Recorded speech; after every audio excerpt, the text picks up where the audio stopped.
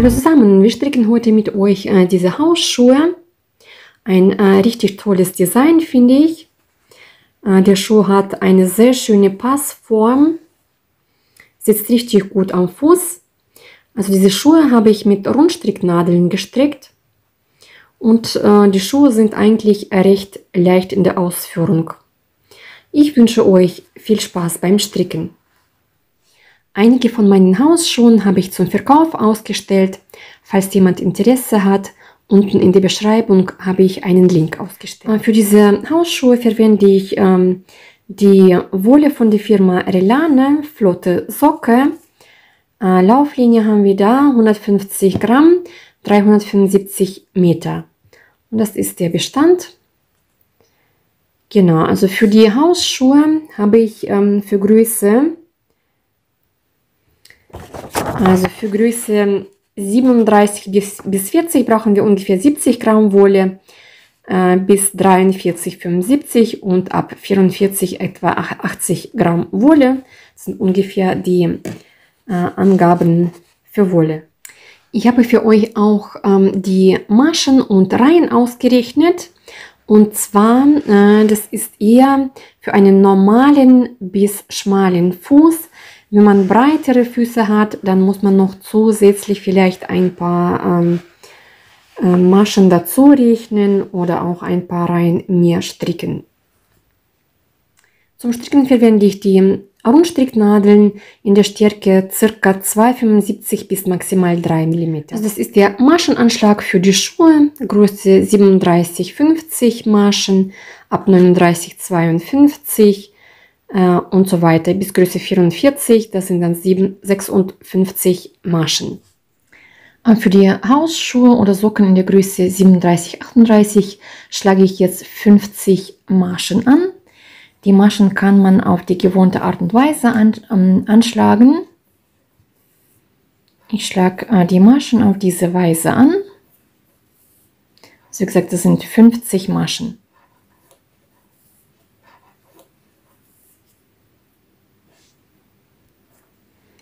Jetzt stricken wir das Bündchen, also die Randmasche hebe ich ab. Und dann stricke ich eine Masche links, 2 Maschen rechts, 2 Maschen links, 2 Maschen rechts, 2 Maschen links, 2 Maschen rechts. Das ist Muster Rapport für das Bündchen. Angefangen habe ich mit einer linken Masche. Und so stricke ich, bis ich am Ende der Reihe ankomme. Wie gesagt, immer 2 Maschen links, 2 Maschen rechts stricken.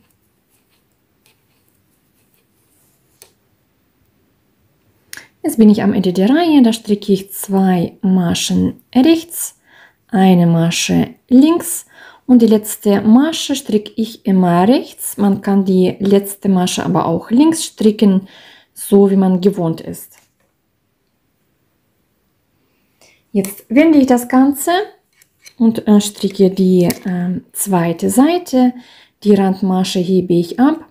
Also dadurch, dass ich die letzte Masche rechts stricke, mache ich Folgendes. Ich lege den Faden vor der Arbeit und dann hebe ich die Randmasche ab. Wenn man links strickt, dann lässt man den Faden hinten. Und jetzt stricke ich alles nach Muster. Eine Masche rechts, 2 Maschen links, 2 Maschen rechts, 2 Maschen links und so weiter.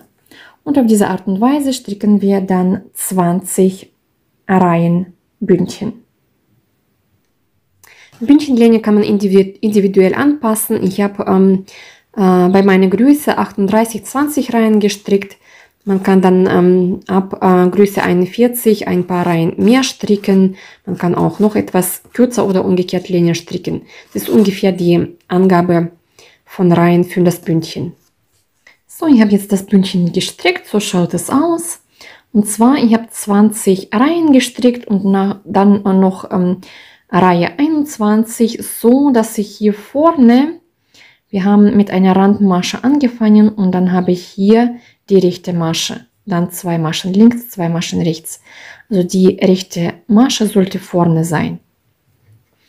Und dann habe ich mir die Maschen so aufgeteilt, dass ich auf der Seite 20 Maschen habe. In der Mitte habe ich dann 10 Maschen und auf der anderen Seite habe ich dann auch 20 Maschen. Maschenanzahl für das mittlere Stück, wo wir dann später das Muster stricken, kann folgendermaßen sein. Und zwar, das ist wiederum nach den Größen. Bis Größe 40 kann man 10 Maschen nehmen. Ab Größe 41 kann man in der Mitte auch 12 bis 14 Maschenmuster. Also das ist dieses Stück, wo wir die Maschen aufteilen. Also ich habe für meine Größe 10 Maschen für dieses Stück mir aufgeteilt. Und bei größeren Größen kann man auch mehr Maschen aufteilen. Und jetzt mache ich den Farbwechsel. Jetzt nehme ich die weiße Farbe dazu. So, die erste Masche stricke ich rechts, wegen dem Farbwechsel. So, und jetzt stricke ich Kraus rechts, das heißt, ich stricke alle Maschen rechts. Also wir haben das Bündchen schon fertig und jetzt stricken wir auf den Seiten Kraus rechts. Also alle Maschen rechts bis zum Markierer.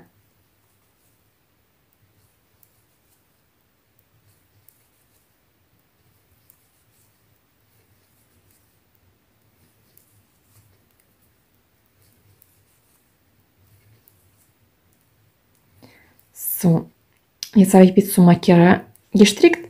Und jetzt haben wir hier diese 2 rechte Maschen. Die sind bei uns dann auf dem Muster. Das sind diese 2 Linien. Also 2 rechte Maschen meine ich. Das ist diese Linie. Und jetzt mache ich Folgendes. Ich nehme hier die Masche auf, also links und rechts von dieser Linie nehmen wir die Maschen auf. Und zwar, ich nehme den Faden und hole mir den von vorne auf die Nadel auf. Diese Weise. So, jetzt habe ich eine Masche zugenommen. Jetzt stricke ich 2 Maschen rechts. Und nach dieser Linie nehme ich wieder eine Masche auf. Ich nehme mir den Faden und von vorne hänge ich mir die Masche auf die Nadel auf. So. Jetzt stricke ich alle Maschen rechts bis zum zweiten Markierer.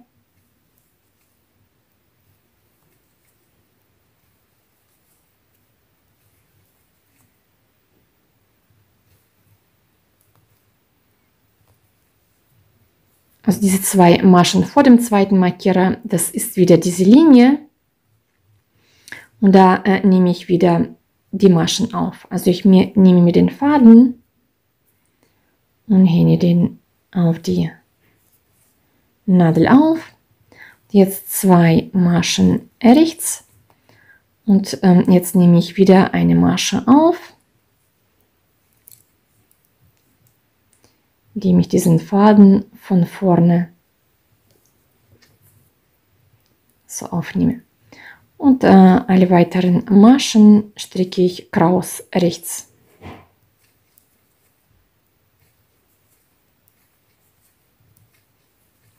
Und dann stricke ich alle Maschen rechts, bis ich am Ende der Reihe ankomme. Also ich habe jetzt die Reihe zu Ende gestrickt, jetzt winde ich das Ganze. So, jetzt stricke ich auf der linken Seite hier Kraus rechts, also alle Maschen rechts bis zu dem Markierer. Also die Randmasche hebe ich ab und stricke alle Maschen rechts.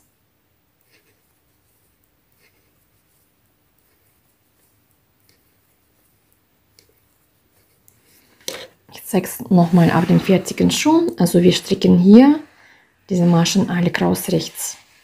Hier haben wir diese Linie aus 2 rechten Maschen, in der Mitte das Muster und auf der anderen Seite auch kraus rechts.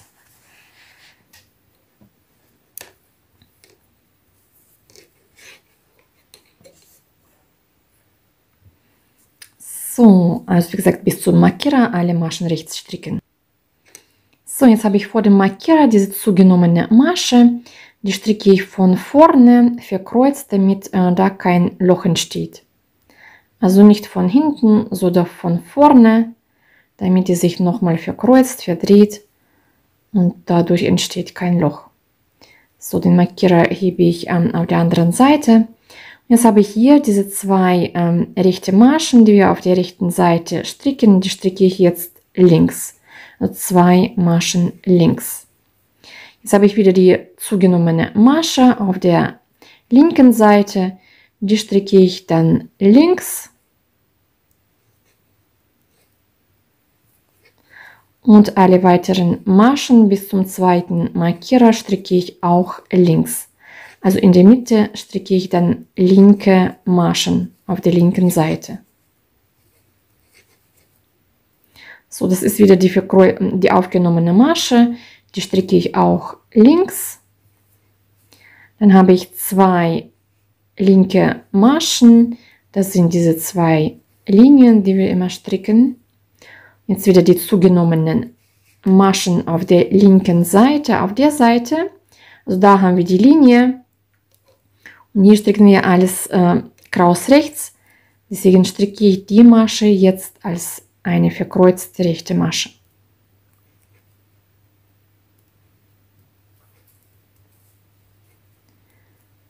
Die Markierer setze ich mir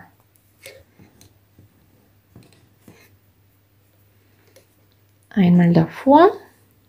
Also das ist die zugenommene Masche. Dann alle weiteren Maschen stricke ich rechts.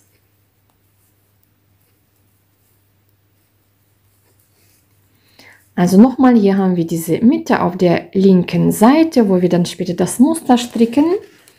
Das ist hier diese Mitte. Auf der linken Seite stricken wir alle Maschen links. Und wir haben hier unsere Linien. Also nach Innenseite stricken wir die zugenommenen Maschen links. Auf der Außenseite stricken wir die zugenommenen Maschen als rechte Maschen, weil wir auf den Seiten kraus rechts stricken. Und so stricke ich jetzt, bis ich am Ende der Reihe ankomme. So, jetzt bin ich wieder auf der rechten Seite und da stricke ich wieder erstmal kraus rechts auf der Seite, alle Maschen rechts, bis wir an der Markierung ankommen.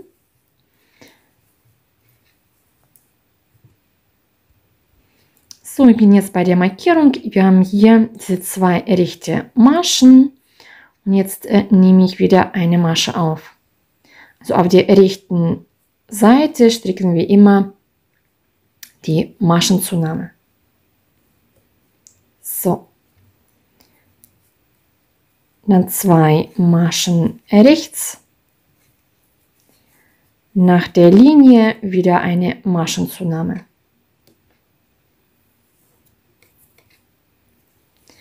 So, jetzt sind wir hier in der Mitte und jetzt stricken wir hier unser Muster. So, ich stricke jetzt eine Masche rechts. Und jetzt haben wir hier, also die weiteren 3 rechte Maschen nehme ich mir. Also ich gehe in alle 3 Maschen rein, hole mir den Faden und stricke eine Masche rechts. Ohne die Maschen abzuheben von der Nadel, mache ich einen Umschlag und dann stiche ich hier nochmal ein und stricke nochmal eine rechte Masche. Jetzt habe ich wiederum 3 Maschen auf der Nadel. Und jetzt hebe ich erst ab. So, die nächsten 3 Maschen mache ich genau das gleiche. In alle 3 Maschen einstechen. wie für rechte Masche den Faden holen, Masche rausziehen, dann einen Umschlag, hier den Umschlag festhalten, nochmal einstechen und nochmal eine rechte Masche durchziehen. Und jetzt hebe ich alle 3 Maschen ab. Und jetzt stricke ich eine Masche rechts. Jetzt bin ich wieder bei der Linie, da nehme ich mir wieder eine Masche auf. Vor der Linie und nach der Linie nehme ich auch eine Masche auf.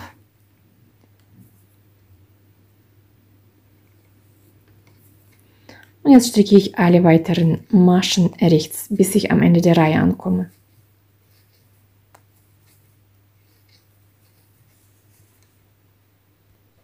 Also wenn du hier in die Mitte mehr als 10 Maschen für dich aufgeteilt hast, dann kannst du mit dem Muster Folgendes machen.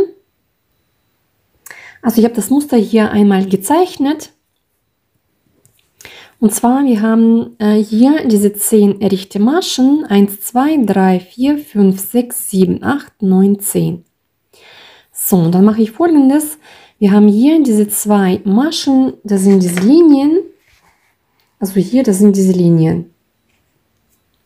Und das sind die Umschläge, das ist die Maschenzunahme, die wir links und rechts immer machen.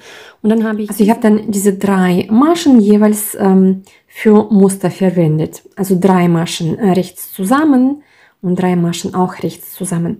Wenn du jetzt angenommen 8 Maschen hier in der Mitte hast, dann machst du genau das gleiche, nur diese Maschen strickst du erstmal als rechte Maschen und hier strickst du das Muster. Auch wenn du jetzt jeweils noch eine Masche auf jede Seite hast, zum Beispiel 10 Maschen hier zwischen, dann strickst du 2 Maschen rechts, dann das Muster, wieder das Muster und 2 Maschen rechts. Wenn du dann nach der Maschenzunahme mehr Maschen hast auf jede Seite, zum Beispiel irgendwann hast du dann hier jeweils 3 rechte Maschen. Die nimmst du auch mit ins Muster. Also sowohl die mittleren 6 Maschen als auch die 3 Maschen dazwischen. Zum Beispiel du hast hier die Maschenzunahme gestrickt und dann hast du die nächsten Reihe schon 3 rechte Maschen und die nimmst du auch mit ins Muster. So, jetzt bin ich am Ende der Reihe. Jetzt wende ich das Ganze und stricke erstmal bis zur ersten Markierung wiederum alle Maschen rechts. So, jetzt bin ich wieder bei der Markierung und zwar hier habe ich die Maschenzunahme. Also ich habe hier alle Maschen rechts gestrickt und diese Maschenzunahme, die erste stricke ich auch rechts. Dann habe ich die 2 mittleren Maschen, diese Linien, die stricke ich als linke Maschen. Jetzt habe ich wieder die Maschenzunahme. Jetzt bin ich hier mittig. Da stricke ich alle Maschen links. Also die Maschenzunahme links. Die nächste Masche links. Und jetzt bin ich bei dem Muster. Da haben wir diese 3 Maschen, meine ich. Die stricke ich auch jede einzelne Masche als eine linke Masche. So, jetzt habe ich wieder 3 Maschen von dem Muster, also und stricke 3 Maschen links und dann nochmal eine Masche links. Jetzt habe ich wieder die Maschenzunahme, die stricke ich auch links.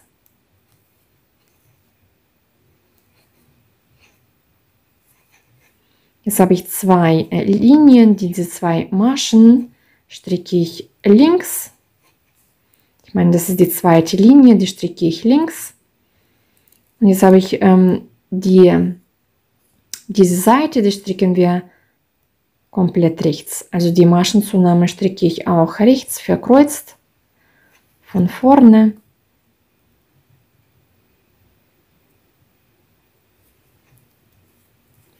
Und alle weiteren Maschen stricke ich auch rechts, bis ich am Ende der Reihe ankomme. Und dann beginne ich auch die Dann wende ich das Ganze und stricke erstmal bis zu der Markierung. Also ich bin jetzt wieder auf der rechten Seite. Bis zur Markierung habe ich alle Maschen rechts gestrickt.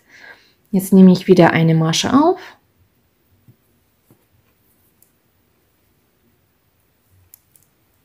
Zwei Maschen rechts. Eine Masche aufnehmen. Und jetzt hier in der Mitte stricke ich alle Maschen rechts.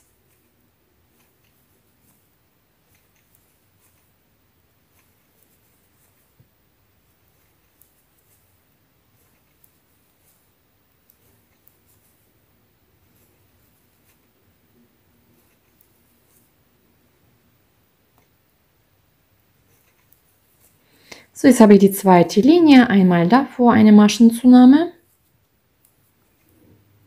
zwei Maschen rechts und einmal danach auch eine Maschenzunahme. Und alle weiteren Maschen stricke ich rechts.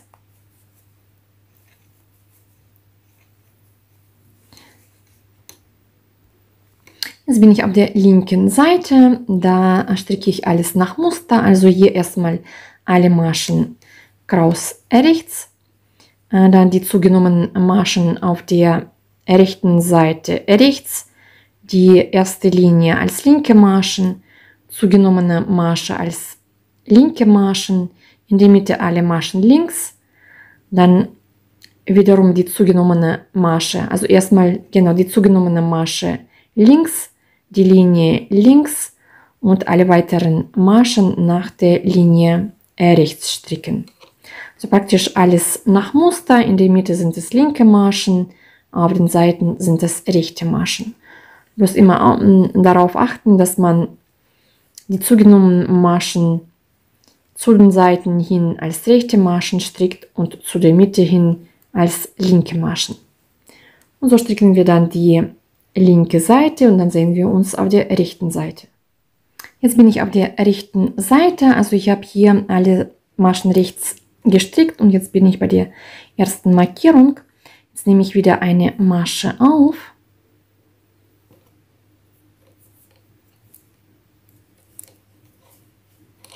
Stricke jetzt zwei Maschen rechts, noch eine Masche aufnehmen. Und jetzt stricken wir unser Muster wieder. Und zwar, wir haben hier die drei Maschen, die wir vorhin gestrickt haben und die drei Maschen. Jetzt haben wir ja schon so viele Maschen aufgenommen, dass wir diese drei Maschen auch als Muster stricken können. Also hier die nächsten drei Maschen stricke ich genauso, wie wir vorhin das Muster gestrickt haben. Also in die drei Maschen stricke ich ein. Stricke erstmal eine Masche rechts, ein Umschlag, nochmal einstechen, eine Masche rechts und erst jetzt hebe ich das Ganze ab. Die nächsten drei Maschen genau das gleiche.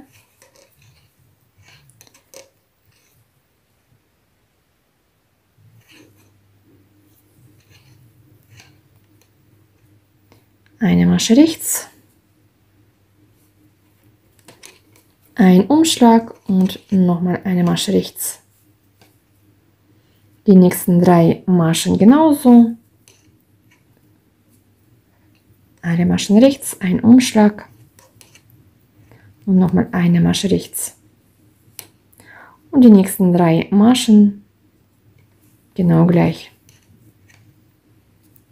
Eine Masche rechts, ein Umschlag und eine Masche rechts. So. Jetzt haben wir die beiden Linien, also einmal davor eine Maschenzunahme, zwei Maschen rechts und einmal danach auch eine Maschenzunahme.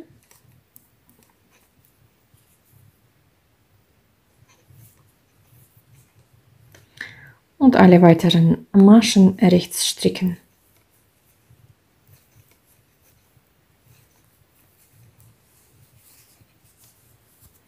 So schaut das Muster aus. Also ich habe jetzt die Reihe zu Ende gestrickt. Hier die rechte Reihe, da wo wir die Maschen das Muster gestrickt haben. Die linke Seite stricke ich alles, wie wir schon gestrickt haben. Also hier alle Maschen rechts.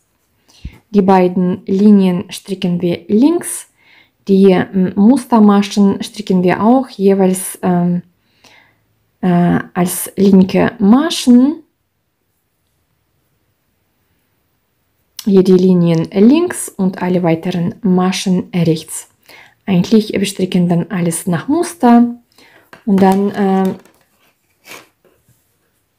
anschließend, also nachdem wir dieses Muster gestrickt haben, stricken wir noch die linke Seite, dann die rechte Seite und die linke Seite. Also das sind 3 Reihen, die wir einfach alles nach Muster stricken. Also die Maschenzunahme machen wir wie bis jetzt immer auf der rechten Seite. Und wenn wir dieses Stück gestrickt haben, dann stricken wir wieder dieses Muster. Und ich zeige es nochmal auf dem fertigen Schuh. Also ich habe jetzt in die ersten Reihe, wo ich das Muster gestrickt habe, habe ich 2, wie soll ich das nennen, diese Noppen. Dann haben wir 4 Noppen. Dann haben wir wieder 4 Noppen. Und erst hier stricke ich noch 2 weitere Noppen. Das heißt, dann habe ich schon 6. Also wenn wir genügend Maschen haben für die nächsten Noppen, dann nehme ich die auch mit ins Muster. Das ist erst 1, 2, 3. Bei der 4. Musterreihe habe ich dann 6 Noppen. Und auf diese Weise stricke ich dann weitere Reihen. So, da habe ich die Reihen bei der Maschenzunahme. Also hier, wie viele Reihen wir hier in dem Bereich stricken. Und zwar, wir haben hier bis Größe 39 18 Reihen. Ich habe bei 38 18 Reihen Maschenzunahmen gestrickt. Ab Größe 40 kann man ca. 20 Reihen Maschenzunahme stricken. Also ich habe ausgerechnet 19. Wir müssen das auf eine gerade Maschenanzahl aufrunden. Und da kann man schon schauen, entweder man strickt 20 oder 22 Reihen Maschenzunahme. Also ich habe jetzt insgesamt 18 Reihen Muster und Maschenzunahme gestrickt. Da sind bei mir 1, 2, 3, 4, 5 solche Noppenreihen von dem Muster. So, und jetzt machen wir Folgendes. Wir stricken dieses mittlere Stück einfach erstmal gerade in Reihen weiter, ohne weitere Maschenzunahme. Das heißt, ich fange hier wieder auf der Seite ganz normal an.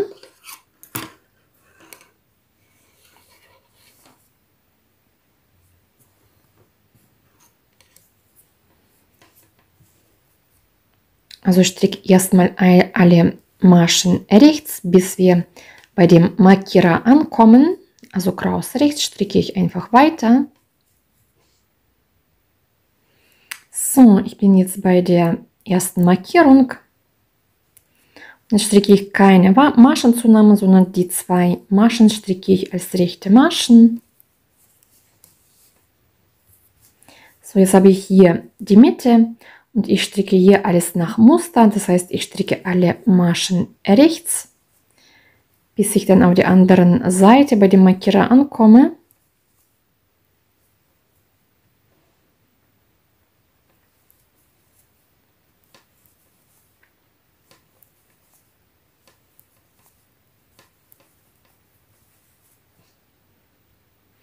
So, ich habe jetzt so weit gestrickt, bis wir hier an diesen 2 rechten Maschen ankommen.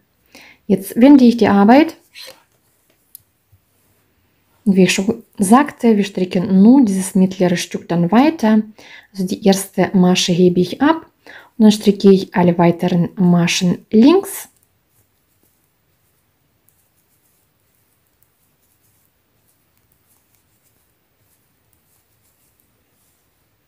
Bis zur nächsten Markierung.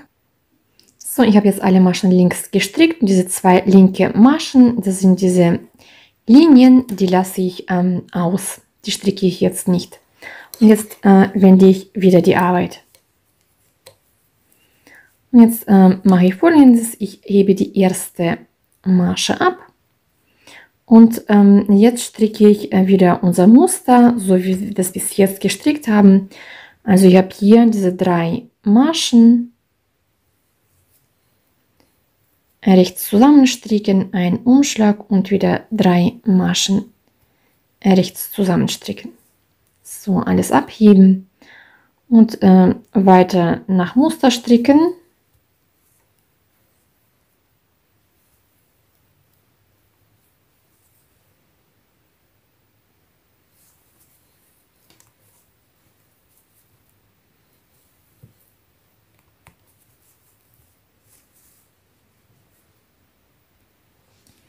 Also ich habe jetzt alles komplett nach Muster gestrickt. Das sind bei mir dann die 8 Noppen, die ich gestrickt habe. Und hier vor der Linie, vor den 2 rechten Maschen, das ist die Randmasche dann von diesem mittleren Stück. Die Masche stricke ich rechts, man kann die aber auch links stricken. Und jetzt wende ich wieder und stricke die linke Seite alles nach Muster. Also die Randmasche hebe ich ab. Und dann stricke ich alle Maschen rechts.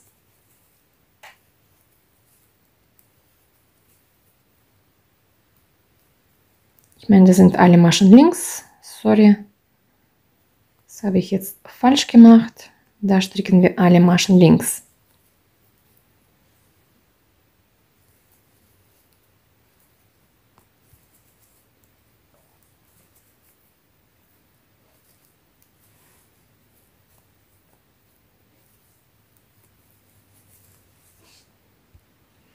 Und ich habe jetzt die Reihe zu Ende gestrickt. Da habe ich die letzte Masche, diese 2 linken Maschen, die nehmen wir nicht mit. Auf diese Weise stricken wir dann weiter einfach das Muster. Das ist dann praktisch dieses mittlere Stück stricken wir dann einfach in Reihen weiter, bis wir hier vorne die Maschen für die Spitze abnehmen. Das sind dann 1, 2, 3, 4 solche Musterrapporte erstmal. Mit diesen Noppen meine ich. Also der Abschnitt, der Abschnitt, der Abschnitt und der Abschnitt. Und bei diesen Noppen sehen wir uns dann nochmal. Das sind auch dann wiederum diese 8 Noppen, die letzten, die wir dann stricken. So, das ist die Anzahl an Reihen für dieses mittlere Stück, was wir stricken, ohne Maschenabnahme. Also hier für dieses Stück, bis wir hier die Spitze dann weiter stricken. Also bis Größe 38, 40 Reihen, bis Größe 40, 42 Reihen, bis Größe 42, 44 Reihen. Und bis Größe 44 dann 46 Reihen.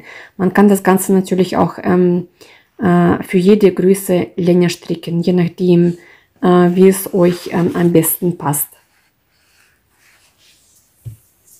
Also ich habe jetzt weitere Musterreihen gestrickt. Jetzt ist es so, dass ich 1, 2, 3, 4, 5, 6, 7, 8 solche 9 Noppenmuster habe. Von der Linie ist es bei mir jetzt von dem Bündchenmuster bis dahin sind ca. 11 cm. Die Maschenabnahme ist hier von der Linie, messe ich aus, ungefähr 7 cm.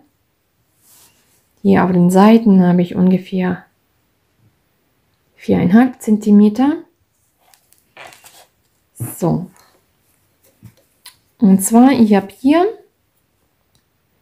auf der rechten Seite habe ich also 3 Maschen zusammengestrickt nach Muster und dann die linke Seite habe ich alle Maschen links gestrickt.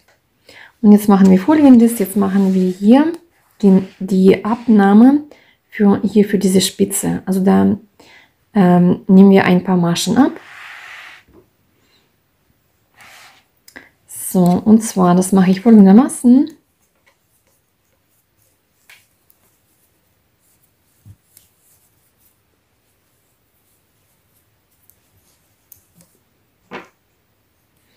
So, ich nehme die Randmasche ab und dann stricke ich 2 Maschen hier rechts zusammen. Alle weiteren Maschen stricke ich rechts.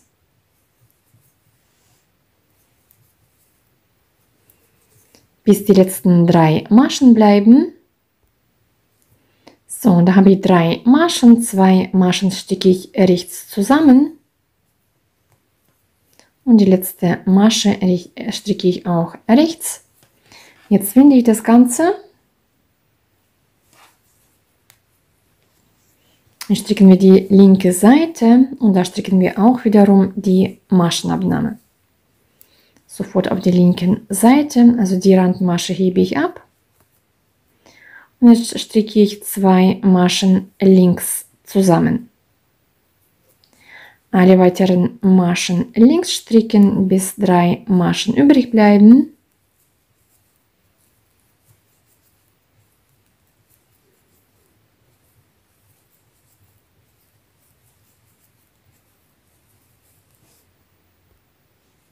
So, jetzt bin ich auf der anderen Seite und da stricke ich 2 Maschen links zusammen.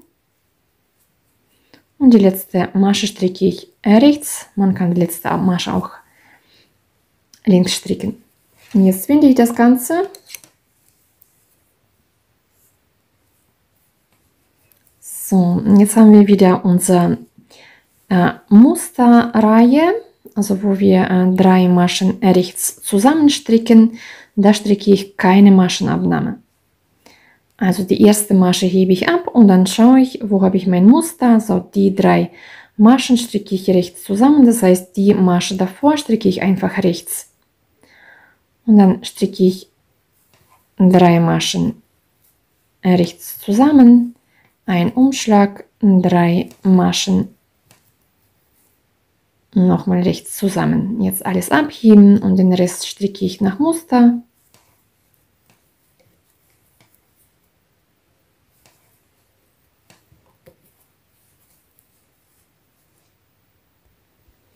So, jetzt bin ich am Ende der Reihe. Da habe ich 3 Maschen rechts zusammengestrickt und jetzt stricke ich eine Masche bleibt bei mir, die stricke ich rechts und die letzte Masche stricke ich auch rechts. Jetzt finde ich das Ganze und stricke hier alles nach Muster ohne Maschenabnahme. Also die Randmasche hebe ich ab und alle weiteren Maschen stricke ich links.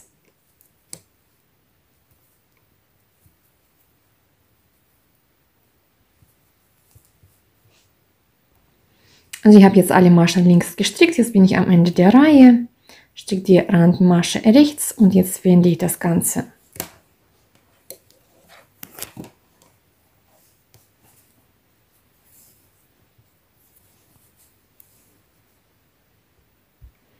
So, jetzt bin ich auf der rechten Seite. Wie gesagt, unser Muster haben wir jetzt gestrickt und jetzt stricken wir 2 Reihen mit der Maschenabnahme. Also die Randmasche hebe ich ab, dann stricke ich 2 Maschen rechts zusammen. Alle weiteren Maschen stricke ich rechts, bis die letzten 3 Maschen bleiben. Jetzt bin ich am Ende der Reihe, da stricke ich wiederum 2 Maschen rechts zusammen und die letzte Masche stricke ich rechts. Und jetzt winde ich alles.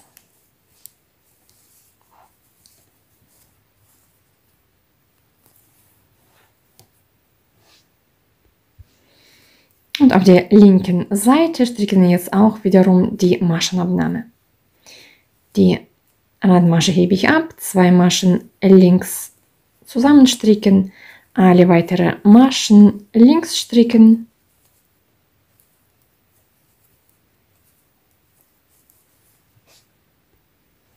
Und am Ende der Reihe stricke ich 2 Maschen links zusammen.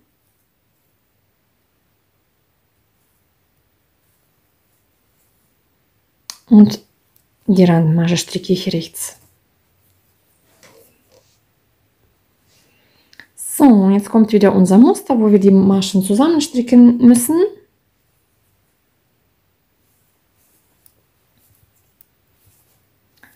So, da stricken wir jetzt wiederum keine Maschenabnahme, sondern einfach nur 3 Maschen rechts zusammen. Jetzt schauen wir auch wiederum, hier muss ich die 3 Maschen zusammenstricken, deswegen stricke ich die Maschen einfach als 2 rechte Maschen.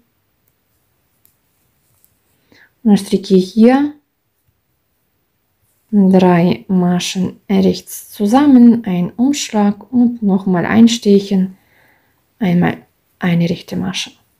So. Und das wiederholen wir jetzt stets, bis wir am Ende der Reihe ankommen.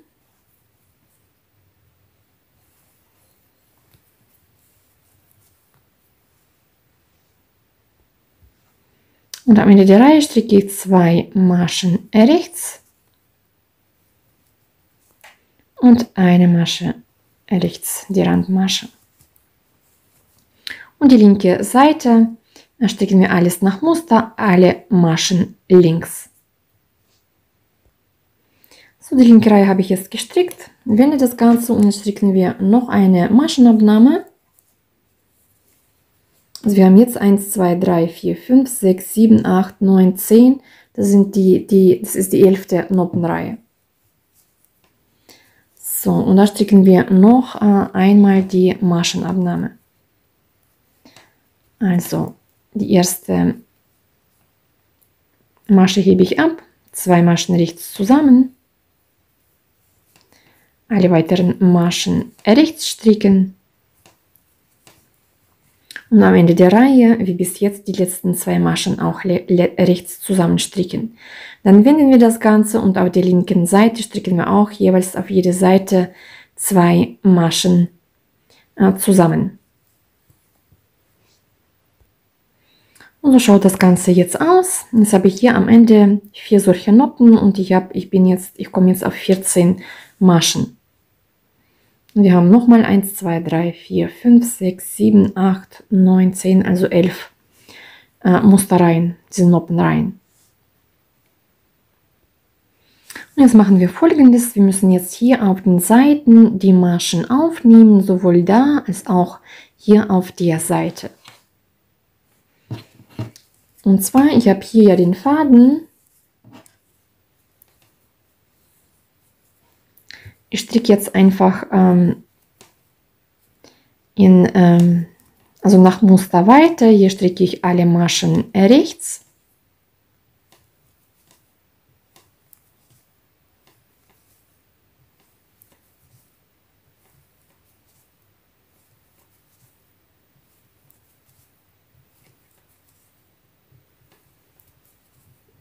So, die letzte Masche auch rechts. Auf jeden Fall auch als eine rechte Masche stricken. Und jetzt nehme ich hier auf der Seite die Maschen auf. Wir haben hier diese Schlingen. Hier, da stiche ich ein und hole mir eine Masche. In die nächsten hier diese Schlingen einstechen und eine Masche holen. Auf diese Weise nehme ich die Maschen auf.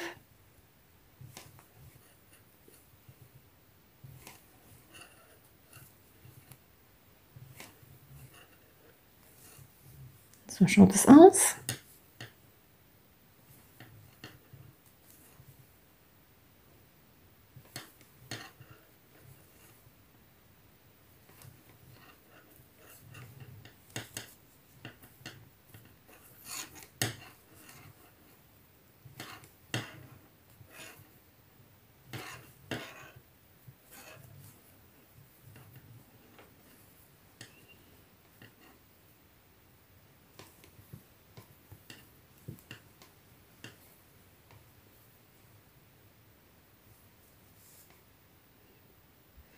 So, wie gesagt, ich habe hier jetzt auf der Seite alle Maschen aufgenommen und jetzt stricke ich hier dann die Maschen weiter, auch alle als rechte Maschen.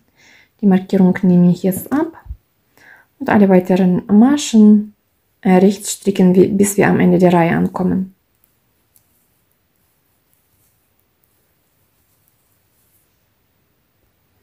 Also ich habe jetzt die Reihe zu Ende gestrickt. Jetzt wende ich das Ganze und stricke ganz normal weiter. Also hier in die Richtung, auch rechte Maschen stricke ich da.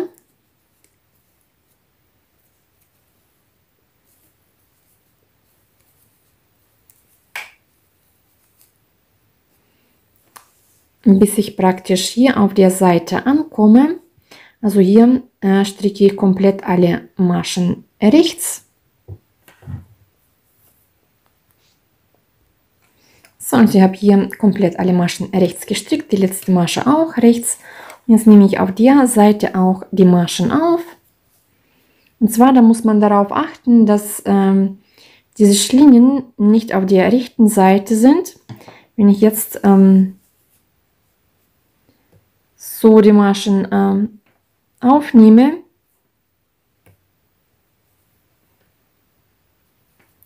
dann sehen wir diese Maschen, diese Schlingen auf der rechten Seite und das brauchen wir nicht. So, dann jetzt müssen wir, ich nehme dazu einen Haken zur Hilfe. Jetzt müssen wir praktisch von vorne einstechen. Also da steche ich nicht ein, sondern hier. Und nach vorne die zeige ich gleich nochmal. Dann nehme ich die Masche auf. Also jetzt gehe ich in die nächsten zwei Schlingen rein. Hier von vorne. Also ich habe hier die rechte Seite, hier habe ich die linke Seite. Von der vorderen Seite gehe ich rein und hole mir die Masche. Und setze diese Masche setze ich dann auf die Nadel. Und so nehme ich alle weiteren Maschen auf. So, ich habe jetzt hier alle Maschen aufgenommen. Und wie wir sehen, also hier sind diese Schlingen, die zeigen nach innen, auf die linke Seite.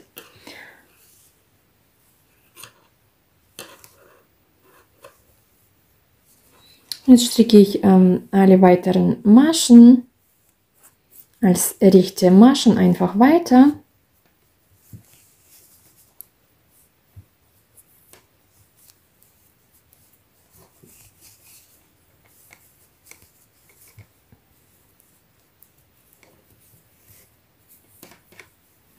Bis wir am Ende der Reihe ankommen, stricke ich jetzt alle weiteren Maschen rechts.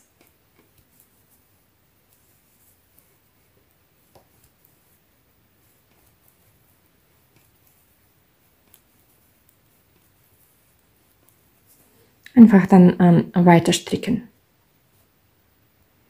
So, und wie man jetzt sieht, habe ich jetzt die Maschen von allen Seiten aufgenommen. Jetzt können wir praktisch hier weiter stricken. So, und jetzt in der Reihe machen wir den Farbwechsel. Also das machen wir auf der rechten Seite. Ich stricke dann alles wiederum mit dunkelgrau. So, wie gesagt, wir stricken jetzt hier mit der grauen Farbe. Ich nehme den grauen Faden und stricke die erste Masche rechts. Und stricke ich alle weiteren Maschen rechts.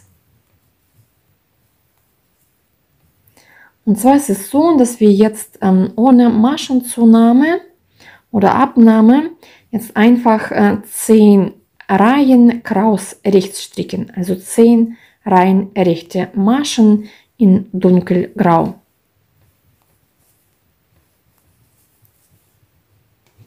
So, ich zeige es euch auf dem Schuh.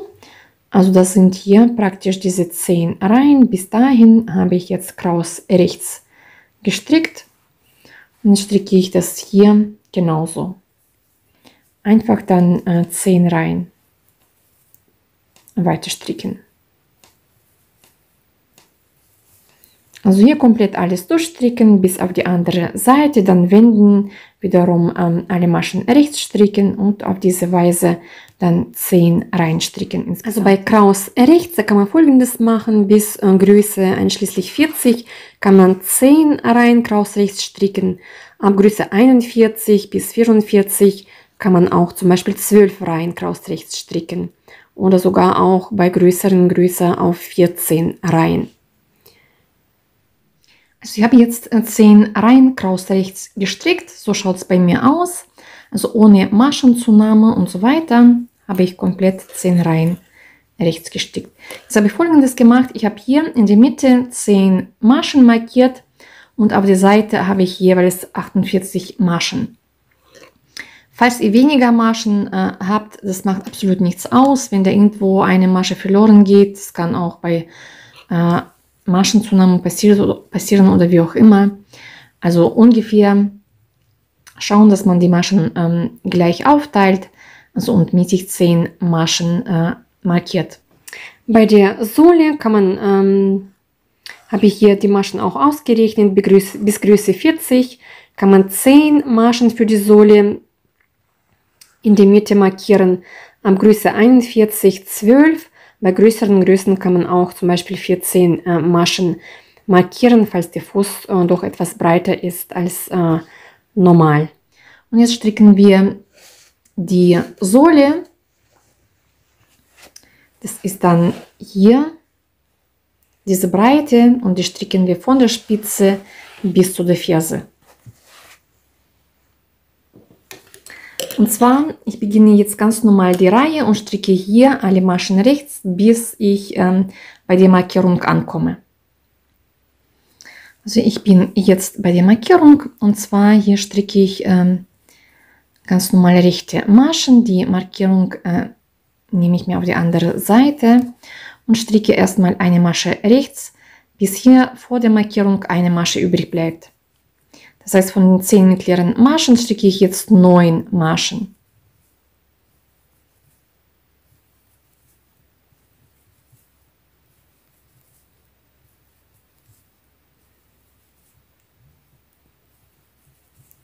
So, jetzt nehme ich einmal die Markierung ab. So, das ist die 10. Masche von den mittleren Maschen und die 10. und die 11.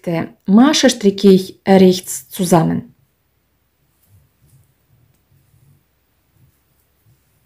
So, jetzt wende ich das Ganze. So, wir stricken jetzt nur noch diese mittleren 10 Maschen. Und zwar die Randmasche hebe ich ab, stricke 9 Maschen rechts.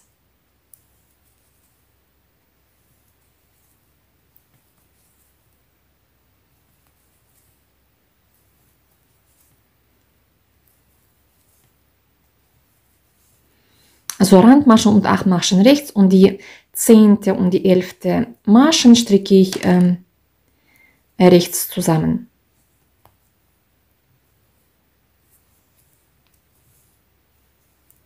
Und das Ganze wiederholen wir, das heißt, wir stricken die Maschenabnahme immer am Ende der Reihe, indem wir die 10. und die 11. Masche zusammen stricken. Also ich wende jetzt das Ganze und fange jetzt wieder an.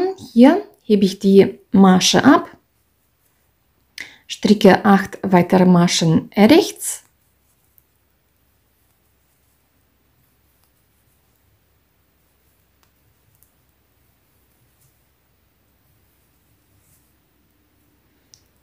So, und da habe ich die 10. und die 11.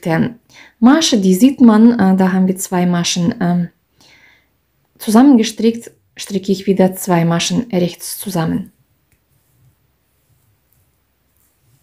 So, und jetzt wende ich das Ganze und stricke wieder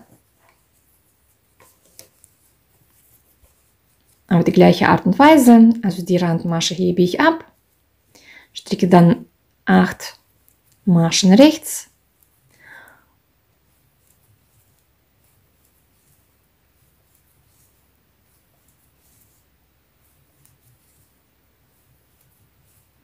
So, und da sehe ich schon die Masche, die wir vorher gestrickt haben, und die 10. und die 11. Masche stricke ich rechts zusammen stricken. Und wir stricken auf diese Weise dann weiter, bis auf den Seiten 5 Maschen übrig bleiben, bis praktisch alle Maschen auf den Seiten verstrickt sind. Und es bleibt nur diese Mitte 10 Maschen. Und das schaut dann praktisch so aus. Ne? Also das mittlere Stück stricken wir weiter, die Seitenmaschen verstricken wir stets. und es entsteht diese Sohle. Und jetzt stricken wir, wie gesagt, weiter, bis hier am Rand 5 Maschen übrig bleiben. Also ich habe jetzt die Sohle gestrickt. Ich habe soweit alle Maschen verstrickt, bis hier auf den Seiten 5 Maschen bleiben. So, ich habe auf jede Seite 5 und in der Mitte habe ich immer noch diese 10 Maschen. Und jetzt stricke ich die Maschenabnahme für die Ferse. Also diese Ferse hier in der Mitte, die runden wir ab. Und zwar die Randmasche hebe ich ab. Jetzt stricke ich 2 Maschen rechts zusammen. So, jetzt stricke ich weitere Maschen rechts, bis 3 Maschen auf der linken Seite übrig bleiben. So, jetzt habe ich hier die 3 Maschen. Die 2 Maschen stricke ich auch wiederum rechts zusammen. Und die nächsten 2 Maschen, das sind die ganz normalen Maschen, die wir bis jetzt verstrickt haben. Das ist praktisch dann die 10. und die 11. Masche. Die stricke ich auch wiederum rechts. Jetzt winde ich das Ganze. Die Randmasche hebe ich ab. Auf der linken Seite stricke ich alle Maschen rechts.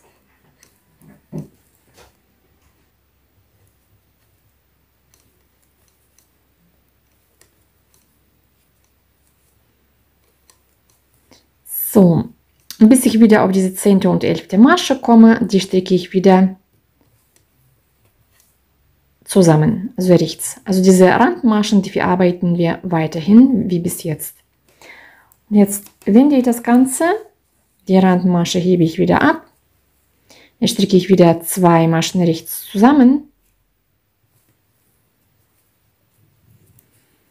So, dann stricke ich 2 Maschen rechts. Und jetzt haben wir wieder hier diese Randmasche, die wir verstricken, und davor stricke ich 2 Maschen rechts. Und das ist diese Randmasche, die wir weiterhin verarbeiten, stricke ich auch beide Maschen rechts. So, jetzt habe ich in der Mitte 6 Maschen übrig. Jetzt winde ich das Ganze und stricke hier wiederum alle Maschen rechts auf der linken Seite, bis die alle Maschen rechts, bis die eine Masche übrig bleibt. Das ist diese Randmasche, und die nächste Masche verstricke ich auch wiederum rechts zusammen, 2 Maschen. So, jetzt haben wir hier die Randmasche, hebe ich ab, 2 Maschen rechts zusammen, auf der rechten Seite bin ich jetzt. Dann die nächsten 2 rechts zusammen.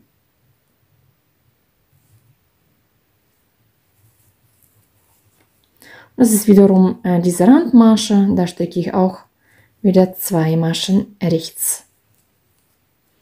Und jetzt stricke ich die restlichen Maschen auch rechts.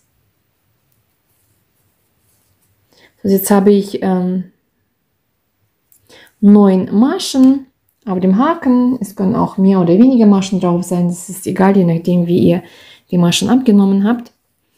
Jetzt mache ich Folgendes. Jetzt nehme ich mir einen Haken zur Hilfe und hebe mir die Maschen also ich habe den Faden auf der linken Seite und hebe mir von rechts nach links die Maschen auf den Haken.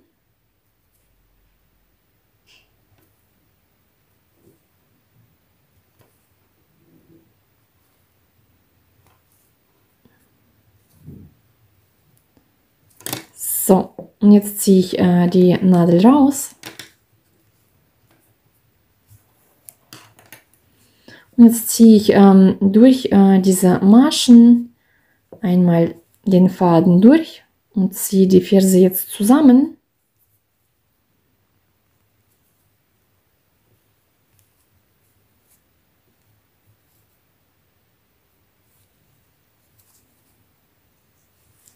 So.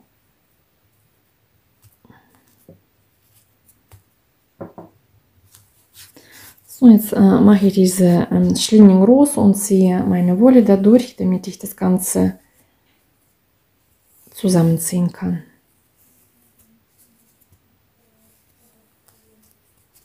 So, und so schaut die Ferse aus. Das ist jetzt ein bisschen dunkel, sieht man nicht so gut, aber hier haben wir diese Abrundung gestrickt.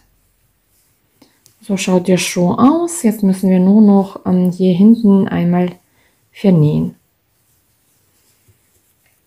So schaut aber der fertige Schuh aus. So, zum Vernähen habe ich mir den Schuh umgedreht. Die linke Seite habe ich jetzt vorne. Und zwar jetzt habe ich hier den Faden, den ich davor auch, mit dem ich hier abgeschlossen habe, zusammengezogen habe.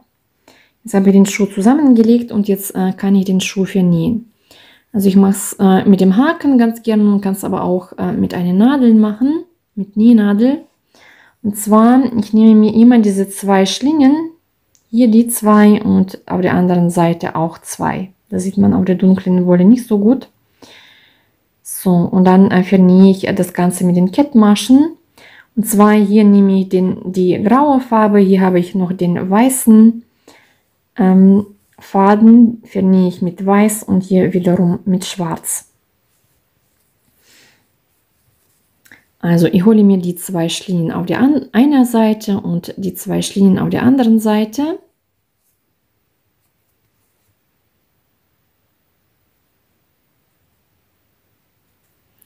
Hole den Faden, ziehe den Faden einmal hier durch, dann stiche ich in die nächsten Schlingen ein, vorne und hinten, hole den Faden, jetzt habe ich 2 Schlingen auf dem Haken und ziehe die linke Schlinge durch die rechte durch. So, jetzt stiche ich wieder ein, hole den Faden, 2 Schlingen auf dem Haken, die linke durch die rechte durch. Und so mit den Kettmaschen vernähe ich das Ganze.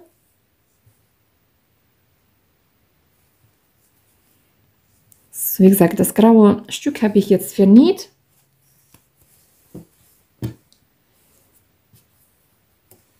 Und auf die gleiche Art und Weise vernähe ich das weiße Stück.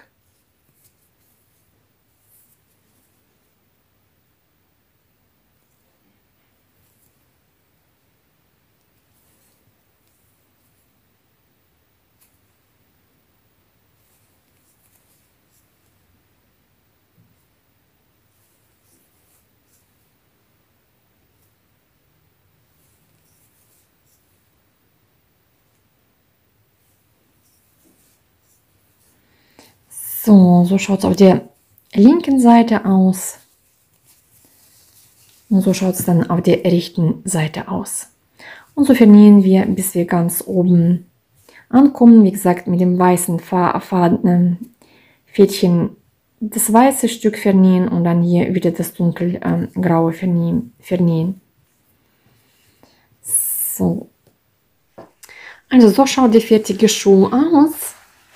Ich wünsche euch viel Spaß beim Stricken, macht mit, probiert aus, abonniert meinen Kanal, schreibt mir auch ganz viele Kommentare, würde mich sehr, sehr freuen und bis zum nächsten Mal.